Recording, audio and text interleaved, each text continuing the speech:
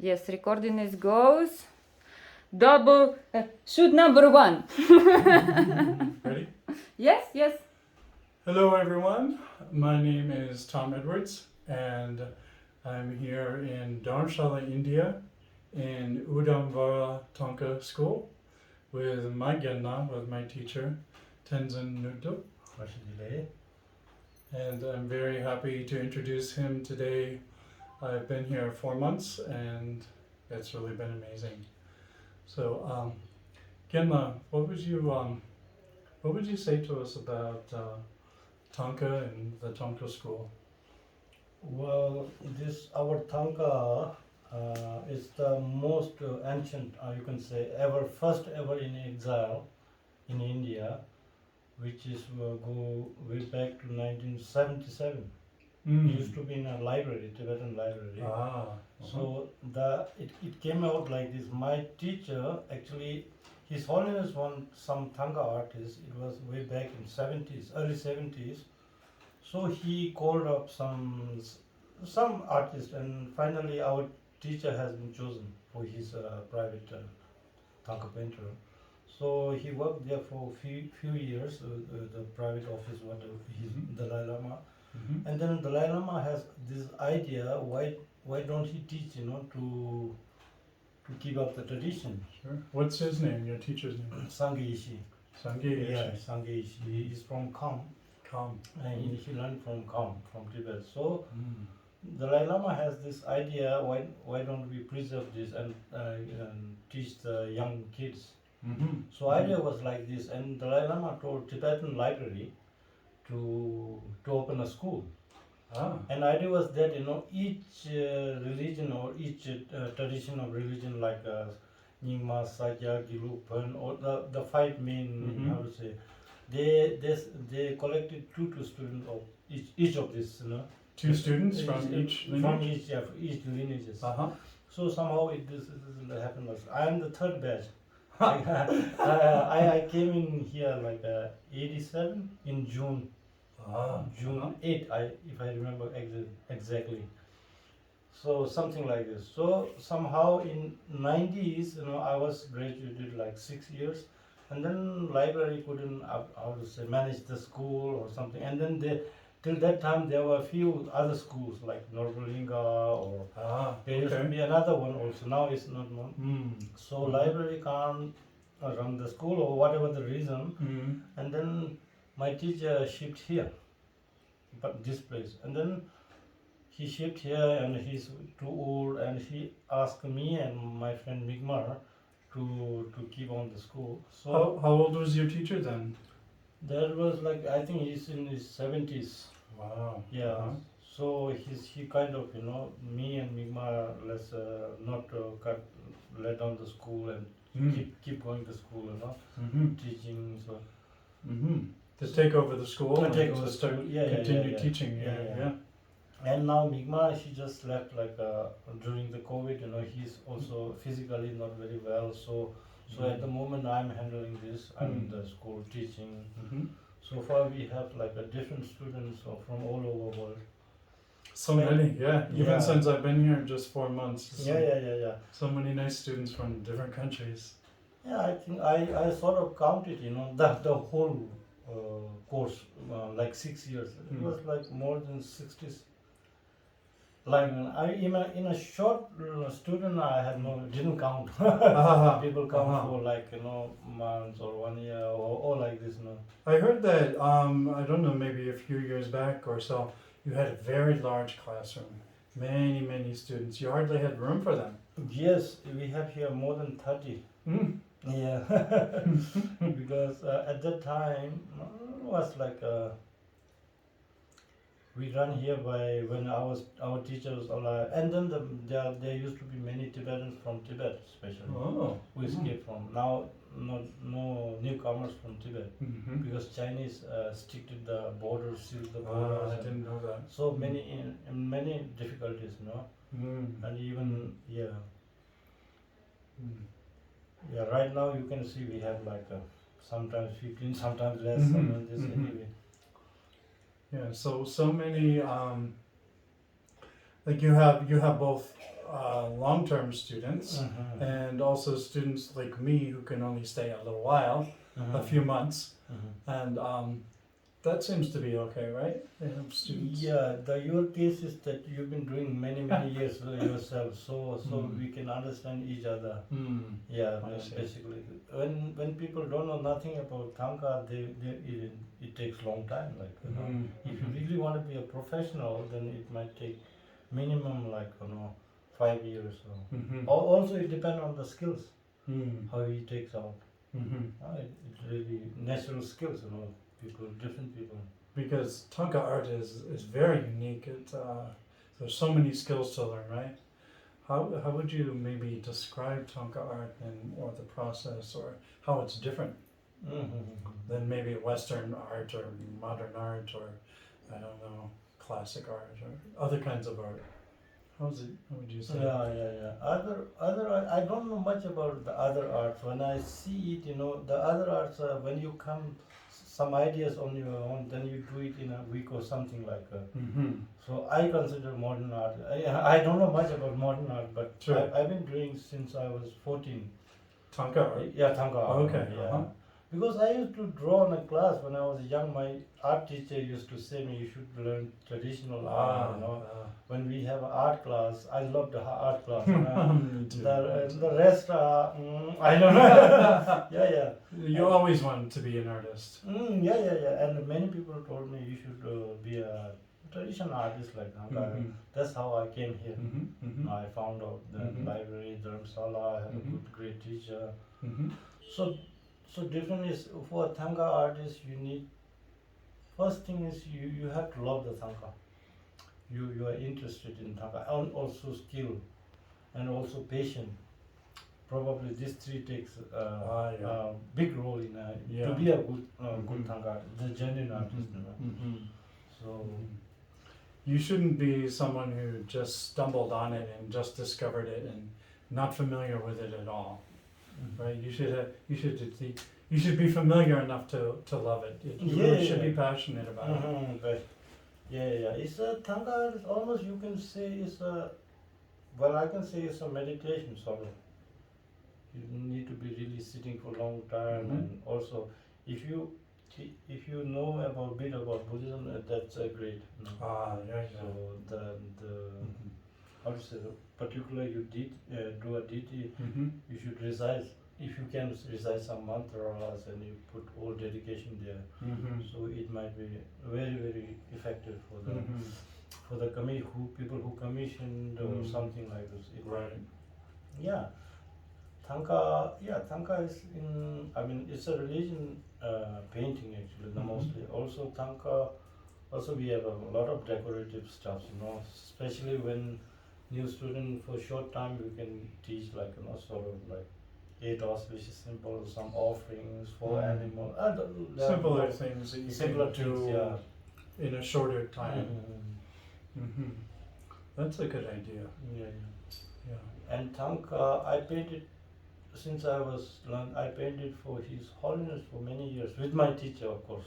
Oh wow. Yeah, for his private practice. Can you tell us some of those paintings that you did? Yeah. It's all about I think Dzogchen, the Maha Vajra, whatever, all the secret deities, which is not allowed to see the normal people, general people. Okay. So His Holiness practice, I think, all of the lineage, traditions, like Nyingma. I have done so many different deities, Of course, with my teacher, I wouldn't know nothing. So my teacher sketched me, and he taught me to paint this, that. So many years. So I have done for different lamas like Khalgajis in Thampa, and also, of course, for privates, who commissioning. Or very interestingly, I done some form of Tara, some female deities who even, I don't know, it worked for them. They told me it worked, people who are not having kids for many years. Okay. It was some from Russia, like a Buryat, I've done some paintings. I think it worked. Wow, they have that's a baby amazing. sometimes, yeah. The power of Thangka, when you get sick, to recover you from more quickly. Like we have like medicine Buddha, That's you right. Yeah. or you have a green white Dhara, like gives you long life, or like when you get sick. So Because these paintings are, they're really full of blessing. yeah. You know, they're done with mantras, and can maybe tell us how they are full of blessing. You know, there you use like you do the mantra and you do there's a special great way of drawing, right? Everything has to be. Yeah, everything has to be perfect. You know, you do the canvas from the beginning, all the process. You know, if it's even some Rinpoches, they give me the master's how to say, some kind of hair from the Wow. many centuries. The Like a relic, yeah. Yeah, the Miller Ripa's Wow. black magic teacher. You know, the Miller Ripa's teacher, black magic teacher, Okay. not the Marpa. Okay. I got his hair also. Wow. To put in some special thangka. We just chopped it and put it in a. Amazing. So it is like it's not for the bodhisattva's thangka, but it is a powerful like Sure. like grateful deities, you know, protected deities. We put that, you know, it's so powerful. And I did some Amdu Lama also. He gave me some very relics, antique relics. I don't know what is it, but he asked me to put in when you make canvas, you know. Wow.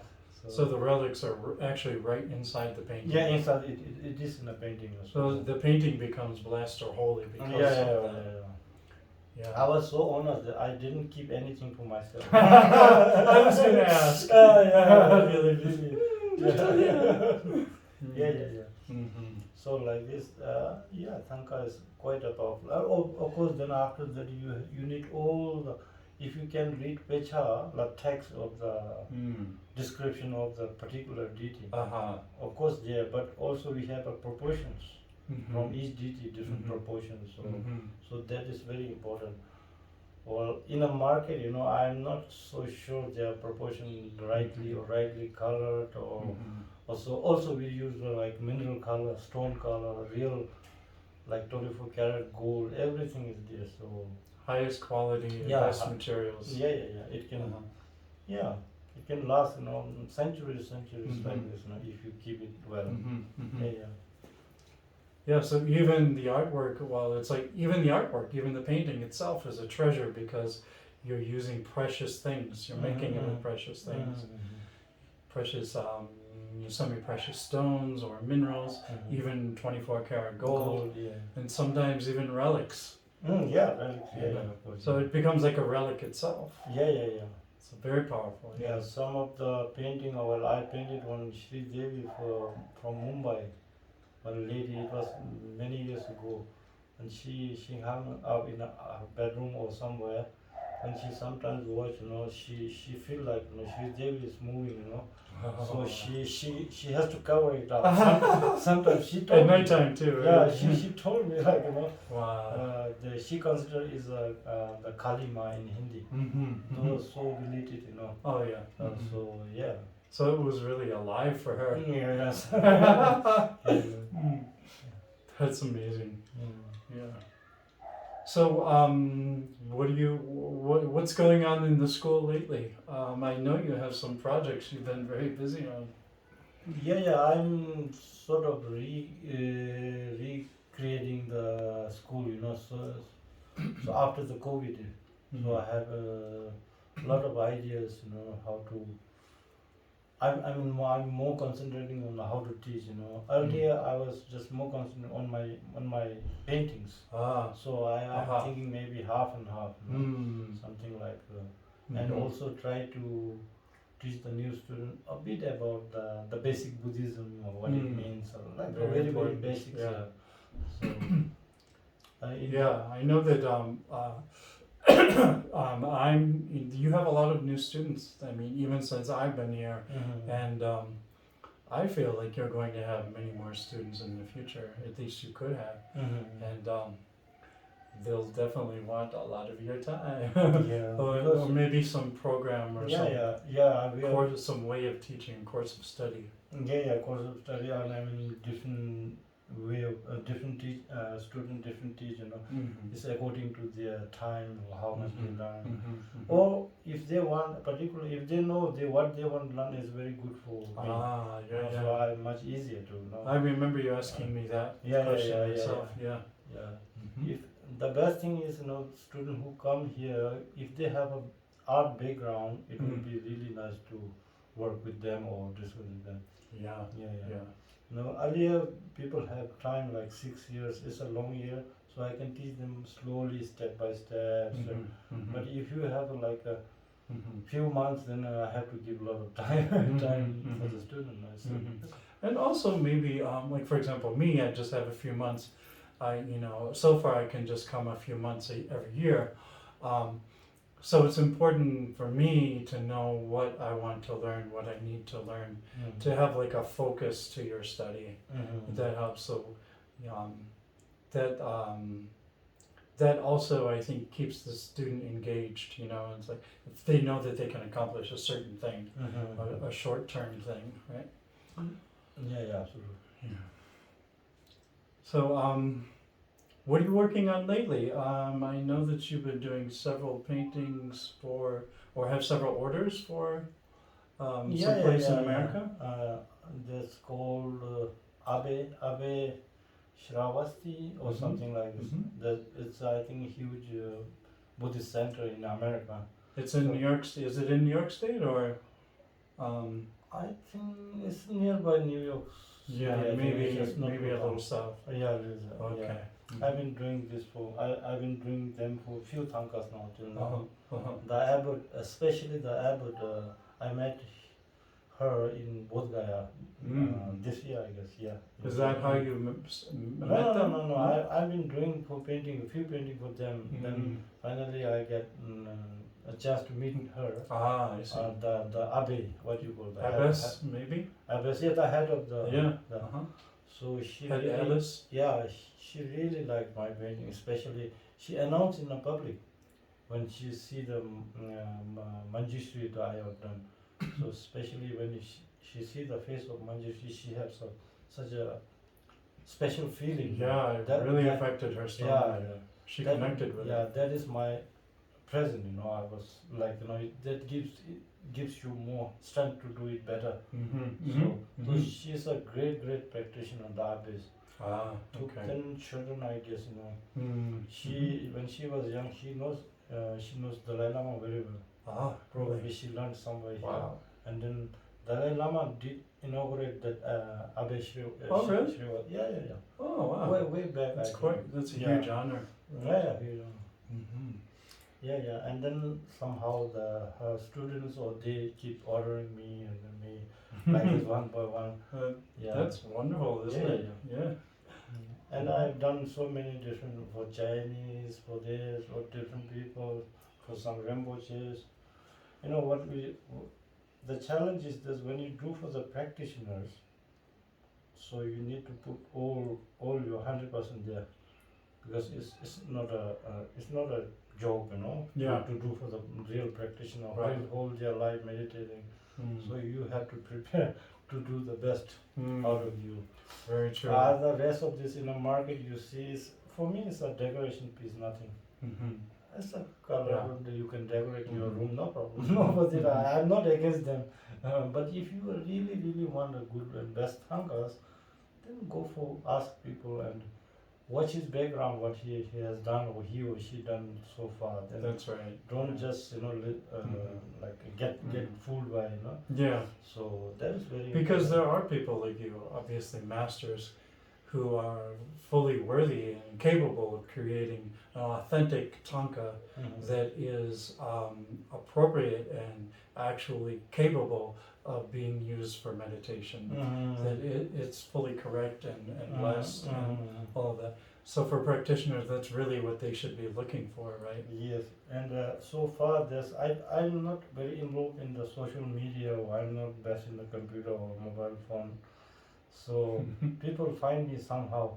Maybe we can make it easier.